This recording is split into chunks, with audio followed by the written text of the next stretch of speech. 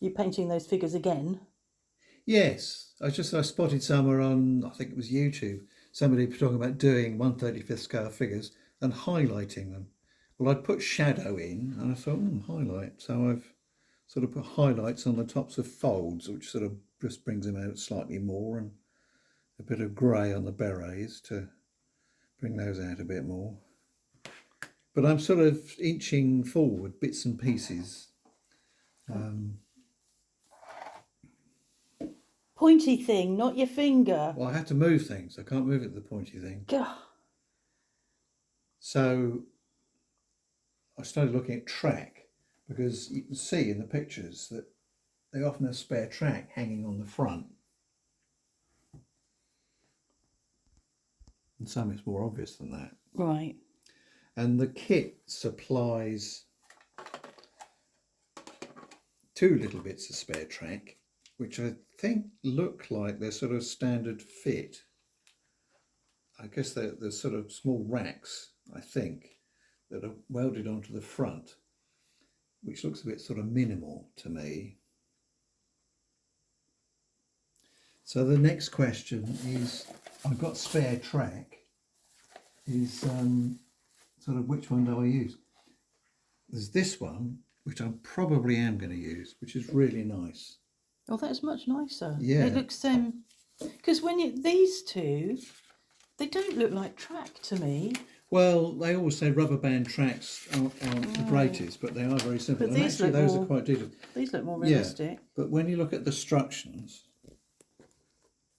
each link is made from 1, 2, 3, 4, 5, 6, 7, 8, 9 pieces. Each link For this? For that. For that one. And there's tiny pieces I haven't put on. They supply these tiny nuts. They come on a special applicator. I think you're supposed to glue them in and then break off that handle. Lord. But I'd like to sort of put one hanging down the middle a bit, just to sort of add to the variety a bit. So and I'm sort of doing bits, just looking round what bits are left and sort of thinking, do I put those on, or are there pictures of Shermans out there in Normandy with these bits on or not, and all that kind of stuff. So actually, you could end up with bits left over, which is always a worry, isn't it? Oh, I will do. I've got leftover bits here. These are leftover bits because the kit is supplied, and they put extra sprues in or take some sprues out depending on which version of the Sherman they're gonna create. So there's a mass of spare parts. I've already got masses of spare parts for Shermans already in my stash.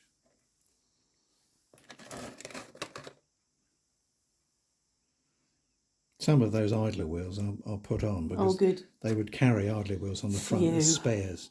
Thank goodness. I didn't like to say. No, I know you were worried. And you can see, where are we? I mean, that picture there, you can see there's an idler wheel there, just stacked on the front. So I have to stack 1 or 2 of those on. And some spare jerry cans and things, that kind of stuff. So you got your lids on? Got the lids on, yeah.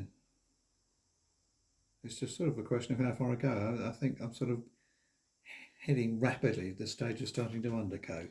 So you normally, when you do an aeroplane, you normally do an interior, but you've not done an interior. Why? Well, they don't supply one, for one thing, and B, it'll be a bit like that Mark V British tank that I made, the World War One, full interior which you can't see. But you see, where you could look in through the turret hatches that are open, I'm going to have figures standing in each of those. So that'll cover it up. So that works for me. I'm sort of making. There was a stage after the breakout of Normandy and after the so-called Falaise Gap, where what remained of the German army was pretty much encircled and pretty much wrecked. They managed to get a lot out because there was still a gap. But what happened after that was the remainder of the Germans retreated back across the Seine and back through France, I think fairly quickly, from what I can remember.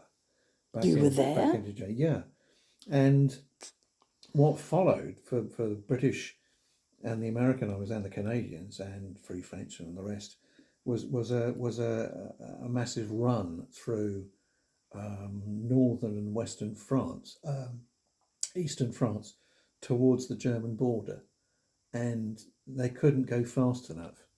You know, they would be covering 30, 40 miles in a day, which is pretty unheard in terms of advancing against an enemy forces. But the Germans retreated so much that the big problem began to be fuel. The big struggle was to get enough petrol, ammunition, food, the rest of it, to the front lines, and the front lines advancing so fast, it became a real struggle. Despite having pipelines laid across through the channel to pump fuel across, it was barely enough, and the Americans started running what they called the Red Ball Express, of trucks full of jerry cans stacked to the cars, running fuel up to the front, and then there would be situations where Patton was fighting for more fuel against Montgomery, and that was part of their massive rivalry, and other commanders. There was a fight about who would get fuel, and I can't quite remember. Eisenhower did step in the end, I think a few times, and order who was going to get it and who wasn't, so that some forces would get stopped. But it was, so I'm sort of aiming to do this show and round about that sort of area, July, August 44, when most of the breakthrough had started to happen and troops were just running forward. That picture really it sort of epitomises it. Is the what? That epitomises I think that is from more or less that period. Most of these, I think, are supposed to be Free French forces, celebrating the advance. Yeah. Good. I've got to make a gun crutch though. Okay. Perhaps we'll come back and see you another time for that. Because there's one standard on the back here. You're not reading the rim. Are you going, are you? Go on, quickly. If you're driving a long distance, you turn the turret around and rest the barrel in that crutch. It stops all the bearings getting buggered by hanging about. But I think in situations where they were in combat and advancing, what they started to make was locally made, welded together gun crutches at the front. So I'm going to try and make one of those. It looks as if they were made all kinds of patterns and nobody is quite sure, but make something like it to stick on the front just to rest the barrel in. Okay. Thanks. Do you? Yeah. Right then.